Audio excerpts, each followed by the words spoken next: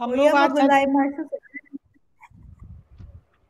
हम लोग आज चर्चा करेंगे महेंद्र पाल की उपलब्धियों के बारे में। आवाज सबको जा रही है ना? जी सर, आ रही Yes, है। sir.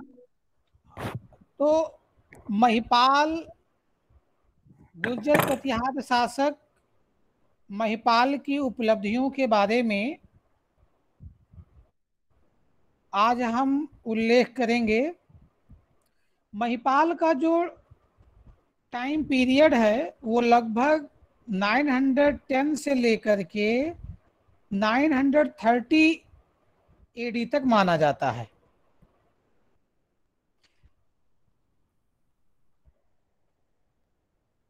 आप जानते हैं कि जो महाकवि राजशेखर है,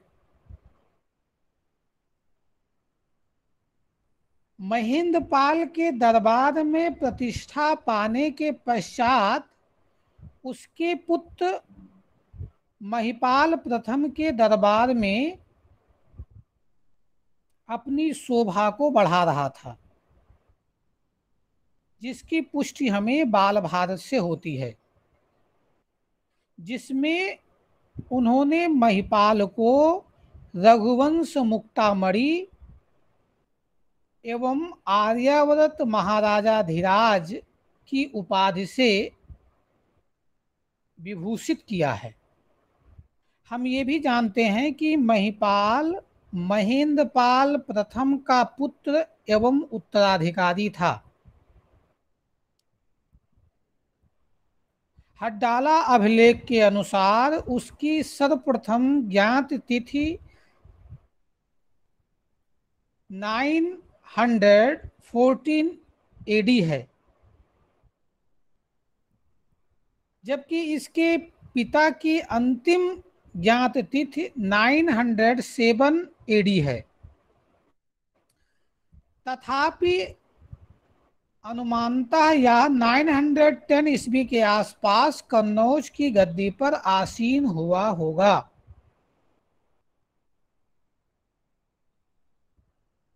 तथापि कुछ विद्वानों का मानना है कि गद्दी पर बैठने के पूर्व उत्तराधिकार का युद्ध छिड़ गया था और इसके पूर्व उसके सौतेले भाई भोज ने कम से कम 2 वर्षों तक गद्दी पर अधिकार प्राप्त कर लिया था। अंततः इस संघर्ष में महिपाल विजयी होकर ही 912 एडी के आसपास सम्राट पद प्राप्त कर सका था। इतिहासकार बी.एन. पुरी के अनुसार महेंद्र पाल की मृत्यु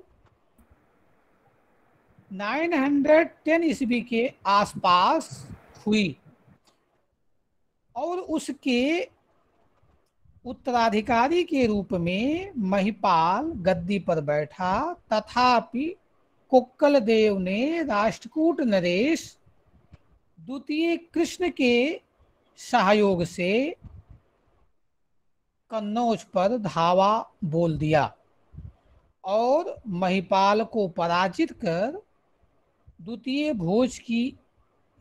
भोज को गद्दी पर बैठाया।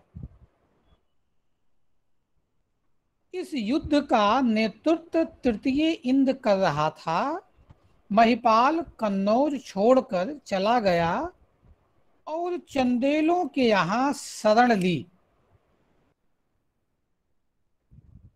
भोज के अल्प समय तक शासन किया।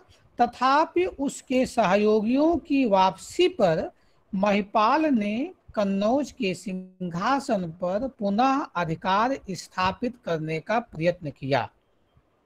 इस समय तक कोक्कल देव की मृत्यु हो चुकी थी और भोज को राष्ट्रकूटों से भी कोई सहायता नहीं मिली। महिपाल उपनाम क्षितिजपाल की सहायता चंदेल नरेश हर्षदेव कर रहा था, जो कन्नौज नरेश के विरुद्ध था।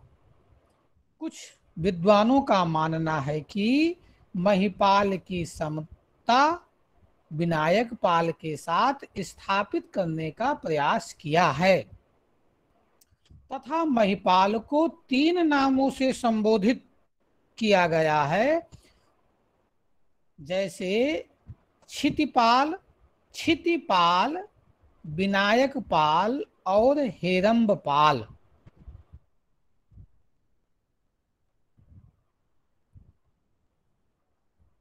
महेंद्र पाल की मृत्यु के पश्चात ही महिपाल गद्दी पर आसीन हुआ,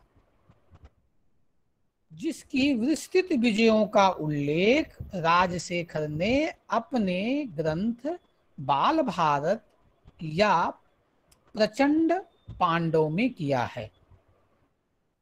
वह इन दोनों पिता पुत्रों के बीच राज्य के उत्तराधिकारी के रूप में किसी अन्य की उपस्थिति नहीं स्वीकार करता और न ही उत्तराधिकार के युद्ध जैसी किसी अप्रिय घटना का विवरण देता है। उपरोक्त साक्ष्यों के आधार पर उत्तराधिकार संबंधी युद्ध की क्षीण संभावना भी नहीं दिखाई पड़ती। अतः यह जो कल्पना है वो विद्वानों के मस्तिष्क की उपज मात्र है, जो उसके द्वारा स्थापित अशुद्ध एकताओं पर आधारित है। महिपाल और राष्ट्रकूट आक्रमण।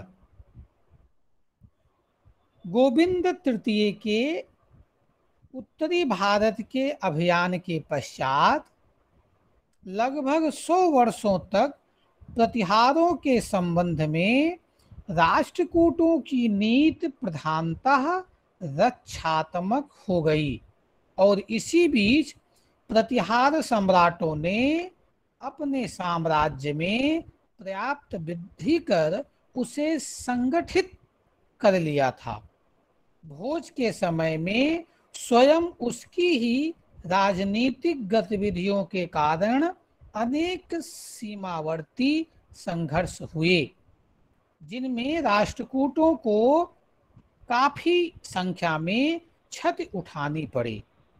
अमोघवश प्रथम 840 से 880 ईस्वी तक तथा उसके उत्तराधिकारी कृष्ण द्वितीय 880 से 914 ईस्वी में प्रतिहारों पर आक्रमण करने की क्षमता का नितांत अभाव था।